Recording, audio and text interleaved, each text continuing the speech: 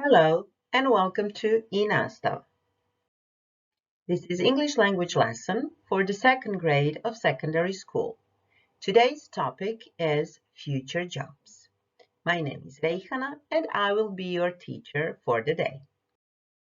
By the end of today's lesson, you will be able to predict future events, make a difference between skills and different types of knowledge, and plan development of your own skills. You can prepare a notebook and a pen, a device with internet connection, and a QR code reader. Let's start. Here is a list of a few interesting jobs from the past which do not exist anymore. These jobs are groom of the stool, whipping boy, powder monkey, a lector, a pin setter, an ice cutter, and a knocker up. Do you know any of these jobs? I'd like you to think about the names and try to figure out what these jobs were. Remember, they don't exist anymore, and some of them are pretty funny. If that was too difficult, here are some photos to help you. I'd like you to take a look at them carefully and try to guess which jobs they refer to and what these jobs were. Let's try together. In the first photo, you can see a cannon. What job from the previous slide would you connect with it? It is powder monkey.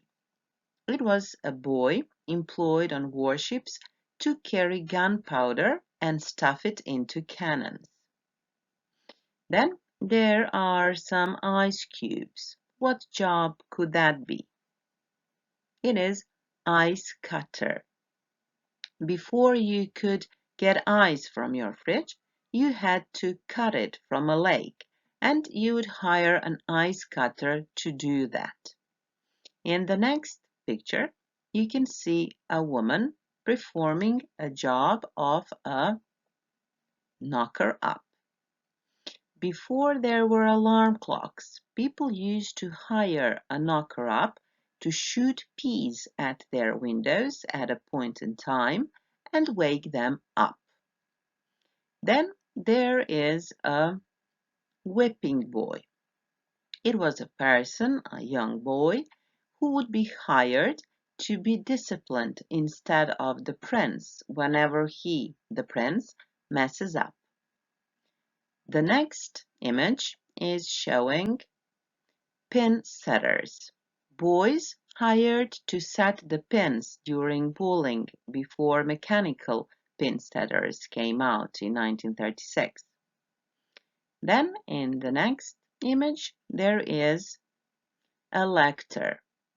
Although there are lectors today, this job used to be quite different. Because factory work was rough and monotonous, lectors would read news and literature aloud to their colleagues, as you can see in this photo from a factory in Florida in 1929. And the last one is groom of the stool. He was responsible for helping the king to go to the toilet. This post was actually considered an esteemed position in early modern England. These lucky men were known for keeping royal secrets and enjoying considerable power at court. So, what do you think these jobs don't exist anymore? Today, we'll talk about how jobs and their descriptions can change over time. Now let's think about it. How has the world of work changed over the last 50 years? Think about different things. Remember what your grandparents used to do and what their typical workday looked like. What is different now? Here are some ideas to help you. What about the internet? It wasn't used then, as well as emails or computers. Work is more flexible now. You can work from home, be a freelancer, work part-time, have more maternity or even paternity leave, which wasn't usual back then. A lot more women are employed now than 50 years ago, and the pays are pretty much equal, although not always. So there's more to be done in that area. Economy shifted from manufacturing-based to more service-based. And there has been a decline in some job areas, such as coal mining. Please think of more examples and how the world of work has changed and write down at least 2 sentences about it. Now think about how the jobs will change in the next 10 years. Since the world is developing at high pace, that means quickly, what do you think? Which jobs might be in danger of not being needed anymore or be replaced by machines? Which jobs will have to change and adapt to these fast technological development? Please write down 2 or 3 jobs that you think might be affected by this pace and extent of technological progress. Here is a list of 12 jobs. I'd like you to stop this lesson and try to order them into 2 groups. The one with jobs which are in danger of disappearing in the next 10 to 15 years, and the one with jobs that might become more common or will still be needed. There are no right or wrong answers. It's just your opinion. I'd like you to pause this lesson again and type in this link bit.ly skills video 1 or scan the code, and you will watch a short video done by Skills Development Scotland. While you're watching this video, you have 3 tasks. 1. You need to write down notes about the main causes of change according to Skills Development Scotland. Next, write down what the people will need to change in the future in order to adapt to these changes. And finally, try to get the main message or possible answer to these growing changes that they suggest. It will appear at the end of the video. So please stop the lesson now and watch the video. And here are the answers for the first question. What is listed as main cause of change? As the most important one, there is automation in manufacturing when it all started. Then there is big data, artificial intelligence, the rate of change being exponential, the changing climate, and the aging population. The second question was about what needs to be changed, and it was said that we need to change what we do and how we do it, and we need to keep up with technology and develop uniquely human abilities. And what might be the answer? It is to become more human. Do you agree? Do you think we have lost a part of our humanity in managing all this growing technology? I have another short video for you, also by Skills Development Scotland. You'll reach it by typing in this link bit.ly skills video 2 or scanning the code. Your task now is pretty simple. You need to write down 3 skills they suggest we develop in order to successfully cope with this rapid technological progress. Don't worry, you'll manage it because these skills are clearly marked and stressed in this video. And here are the skills. The first one is manage the now. Because of the explosion of information, we need to focus our attention on what really matters. Be present in this moment. Always learn and take charge of your own destinies. The second one is connect with the world. We need to work across cultures and languages and understand how other people feel. Collaborate to solve problems. And the last one is create our own change. It means to be creative, curious, and invent. Did you notice what tense is mostly used when predicting? Of course, it is will and the verb.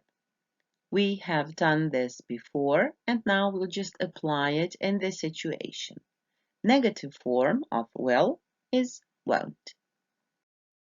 Here are some examples. Our kids will have to invent a job. We won't be able to work in the same way we do now. Now I'd like you to come up with your own ideas and write 4 sentences to make your own predictions about how the world of work will change in 10 years. You can let yourselves be inspired by the video or use your own ideas, not mentioned before, and try to be as creative as possible. Next, we'll watch a video, this time together. It's a very short video and it's the last one for today. The video is made by Nesta. It's an innovation foundation based in the UK, and their main focus is on innovations, education, and development of new skills needed for the future. While watching, I'd like you to write down 3 groups of skills mentioned in the video and 2 types of knowledge. As I've said, it's a very short video with subtitles, so it won't be difficult. Let's watch. The future is complex, uncertain, and ever-changing. By the time you enter the world of work in 2030, it will have been shaped by new technologies, an aging population, globalization, inequality, political uncertainty, and climate change. How will this impact jobs, and how can you identify the skills you need to succeed? The Future of Skills, Employment in 2030 is a report by Nesta and Pearson that predicts some of the key skills needed by employers. Things like interpersonal skills, such as working in a team or teaching others, learning skills, like goal setting and question asking, and higher order thinking skills, which include coming up with creative ideas and problem solving. Employers will need people with broad knowledge in areas such as English, history, philosophy and management, as well as specialised knowledge in STEM subjects and foreign languages. The good news is that you can build these skills inside and outside the school environment. The choices and experiences you make now will shape your future. So what are you going to do to prepare for the world of 2030?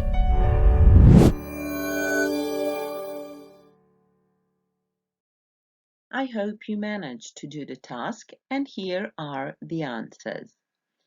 3 groups of skills mentioned in the video are interpersonal, learning, and higher order thinking skills.